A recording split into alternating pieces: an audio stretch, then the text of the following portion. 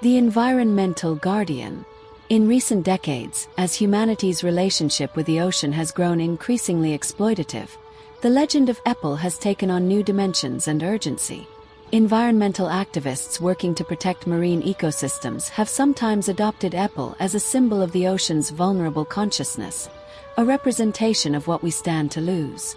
Indigenous communities fighting against offshore drilling and overfishing invoke the ancient guardian's name in their legal battles, connecting modern conservation with traditional spiritual values. Some even speak of Epel in a literal sense as the collective consciousness of marine life, a kind of emergent sentience born from the interconnected web of oceanic ecosystems.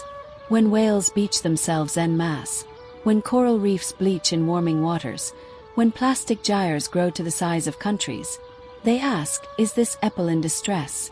Is the spirit of the sea trying to communicate something vital about its well-being, and by extension our own?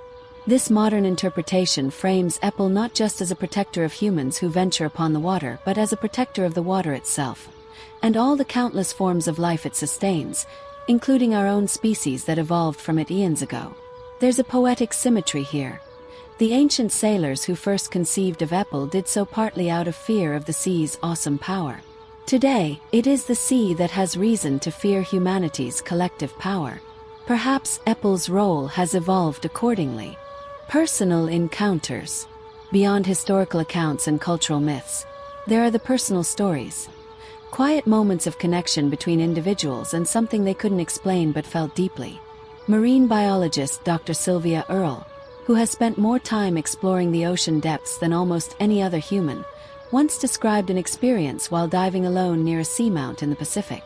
Something changed in the water around me, a sense of being observed, but not in a threatening way. Then the current, which had been fighting me the entire dive, suddenly shifted, creating what felt like a protective bubble. That's when they appeared, a pod of sperm whales, circling me with a curiosity and gentleness that defied explanation. The matriarch came so close I could see my reflection in her eye. There was an intelligence there, yes, but something more, something ancient and vast. I've never used this term in my scientific papers, but in my personal journals, I called it a brush with Epel. Fisherman Miguel Santana from Portugal tells a different kind of story. After his boat capsized in a storm, he found himself clinging to floating debris as night fell.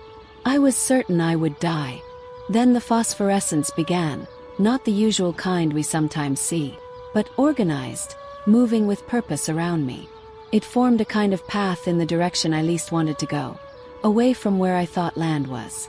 With no better option, I followed it, swimming for hours alongside this glowing trail. When dawn broke, I saw it had led me directly to a small island I hadn't known existed. The locals there told me it was Epel's work, that the spirit had been guiding lost sailors this way for generations. These deeply personal encounters rarely make headlines or scientific journals. They're shared quietly, often reluctantly, by people who know how they sound to skeptical ears. Yet they persist across cultures and centuries, suggesting a shared human experience that transcends both time and geography. Today, Epel lives on not just in traditional beliefs and unexplained maritime events, but also in art, literature, music, and popular culture, evolving with each new generation that feels drawn to the mystery of the sea.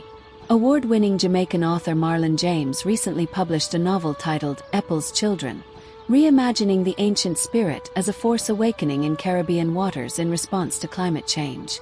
The book became an unexpected bestseller, touching something in the cultural zeitgeist. Grammy-nominated composer Kaya Sariaho's orchestral piece Oceanic Consciousness was explicitly inspired by the Epel legends, using unusual harmonic structures to evoke the sensation of communication beyond human language. In cinema, acclaimed director Guillermo del Toro has spoken of developing a project exploring the Epel mythology, describing it as neither a monster movie nor a fantasy epic, but something more profound, a conversation between humanity and the oldest consciousness on our planet. Even in gaming and virtual reality, Epel has found expression. The indie game Depths of Epel takes players on a journey through the ocean's various zones, encountering manifestations of the sea spirit that change depending on the player's choices regarding ocean environments they encounter. What's fascinating about these modern interpretations is how they've moved beyond simple deity worship or supernatural rescue narratives. They engage with deeper questions. What would it mean if the ocean itself had a form of consciousness? How might such an ancient awareness perceive humanity's brief but impactful presence on this planet? What responsibilities would we bear if we truly understood our relationship to the waters that gave birth to all life on Earth? The living legend. Whether Apple exists as a tangible entity, a metaphorical representation of the ocean's importance, or simply a beautiful human story that has endured across millennia, its legend serves a vital purpose in our relationship with the sea. In a world increasingly dominated by technology and artificial environments, Apple reminds us of something essential. We are water beings. Our bodies are mostly water. Our distant ancestors emerged from the sea. Every human life begins in a saline environment remarkably similar to the ancient oceans. When we stand at the shoreline feeling inexplicably drawn to the endless horizon, perhaps what we're experiencing is a form of recognition, cellular memory of our oldest home. The legend of Apple offers something our technological civilization often lacks: a sense of reverence for natural forces we neither created nor fully control. It suggests that the proper relationship between humans and the ocean is not one of conquest or exploitation but of respect, reciprocity, and wonder. Scientists studying the surprising intelligence of marine mammals, the complex communication networks of coral reefs, or the fascinating collective behaviors of fish schools sometimes describe having their preconceptions challenged, finding more consciousness in the ocean than they expected to discover. Perhaps this is why the Apple story refuses to fade, even in our age of satellite navigation and weather radar. It speaks to something we sense but cannot yet prove: that the boundary between living and non-living systems may be more porous than we've believed, that consciousness might exist in forms and scales we're only beginning to comprehend, and that the vast waters covering most of our world may not be merely the backdrop for life but, in some sense, alive themselves. As our journey with Apple draws to a close, I invite you to pause the next time you find yourself near any body of water, be it a mighty ocean, flowing river, tranquil lake, or humble stream. Take a moment to consider not just what you can see on the surface but the ancient mystery flowing beneath. For regardless of whether you believe in the literal existence of a divine sea spirit, the essence of Apple exists wherever humans connect deeply with water. It lives in the wonder of a child discovering tide pools for the first time. It lives in the respect of experienced sailors who never take the sea's power for granted.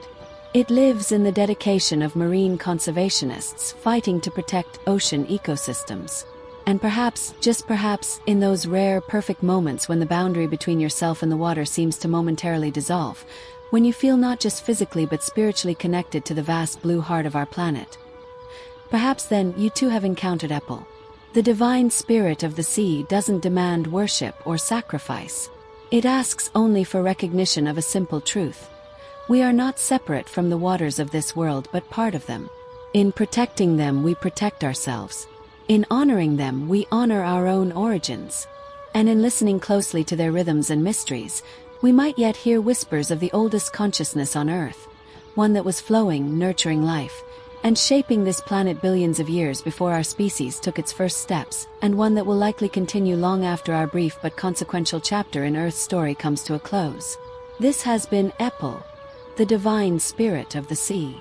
If you enjoyed this journey, please consider supporting ocean conservation organizations working to protect the real magic of our world's waters. Like, subscribe, and share to help others discover the ancient legend of Apple. Until next time, may the spirit of the sea guide you safely on your journey.